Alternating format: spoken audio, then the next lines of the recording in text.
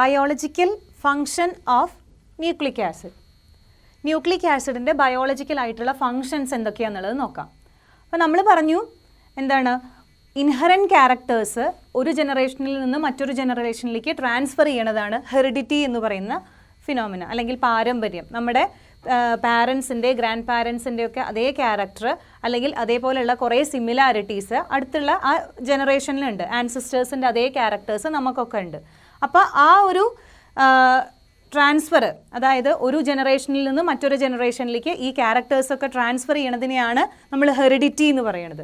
അപ്പോൾ അതിന് കാരണം ആവണത് എന്താണ്, ക്രോമസോമിലുള്ള ഈ DNA ആണ്. DNA-യുടെ പെർട്ടിക്കുലർ ആയിട്ടുള്ള സീക്വൻസിൽ അറേഞ്ച് ചെയ്തിട്ടുള്ള ന്യൂക്ലിയോടൈഡ് ചെയിനുകളാണ്. ഓക്കെ.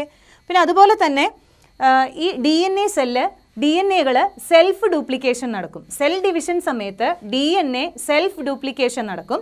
ആ സെൽഫ് ഡ്യൂപ്ലിക്കേഷൻ നടക്കുന്ന പ്രോസസ്സിനെയാണ് റെപ്ലിക്കേഷൻ എന്ന് പറയുക.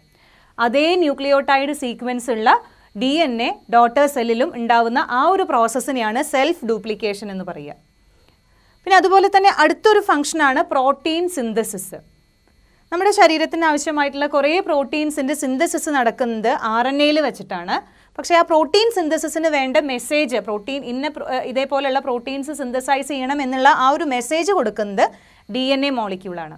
അപ്പോൾ നമ്മുടെ ഈ ബയോളജിക്കൽ സിസ്റ്റത്തിലെ കുറേ പ്രധാനപ്പെട്ട ഫങ്ഷൻസാണ് ഹെറിഡിറ്റി, അതുപോലെ തന്നെ റെപ്ലിക്കേഷൻ, അതുപോലെ തന്നെ പ്രോട്ടീൻ സിന്തസിസ്. അപ്പോൾ നമുക്കറിയാം ഒരു ജനറേഷനിൽ നിന്ന് മറ്റൊരു ജനറേഷനിലേക്ക് ട്രാൻസ്ഫർ, ഇൻഹറൻ്റ് ആയിട്ടുള്ള ഓരോ ക്യാരക്ടേഴ്സ് ട്രാൻസ്ഫർ ചെയ്യുന്ന പ്രോസസ്സാണ് ഹെറിഡിറ്റി. അതുപോലെ തന്നെ ആ അതേ ന്യൂക്ലിയോടൈഡ് സീക്വൻസ് ഉള്ള DNA മോളിക്യൂൾസ് ഉണ്ടാവുക, സെൽഫ് ഡ്യൂപ്ലിക്കേഷൻ നടക്കുന്ന പ്രോസസ്സാണ് റെപ്ലിക്കേഷൻ. അപ്പോൾ നമുക്ക് ഒരു ഇൻഡിവിജ്വലിൽ എന്താണോ DNA-യുടെ സീക്വൻസ് ഉള്ളത് അതുപോലെയുള്ള അതേ സീക്വൻസ് ഉള്ള DNA മോളിക്യൂളാണ് റെപ്ലിക്കേഷൻ വഴി ഉണ്ടാവുന്നത്. അപ്പോൾ അതുകൊണ്ട് തന്നെ ഒരു ഡോട്ടർ സെല്ലിലേക്ക് ട്രാൻസ്ഫർ ചെയ്യുന്ന സമയത്തും ഇതേ ആ ഒരു സീക്വൻസ് ഫോളോ ചെയ്യുന്നുണ്ടാവും. അപ്പോൾ അതിനെ ബേസ് ചെയ്തിട്ട് DNA ഫിംഗർ പ്രിൻറ്റിംഗ് ഒക്കെ ചെയ്യാൻ പറ്റും എന്നുള്ളതും നമുക്ക് മനസ്സിലായ കാര്യമാണ്. അപ്പോൾ ഇത്രയുമാണ് ന്യൂക്ലിക് ആസിഡിൻ്റെ ഇമ്പോർട്ടൻ്റ് ആയിട്ടുള്ള ബയോളജിക്കൽ ഫങ്ഷൻ.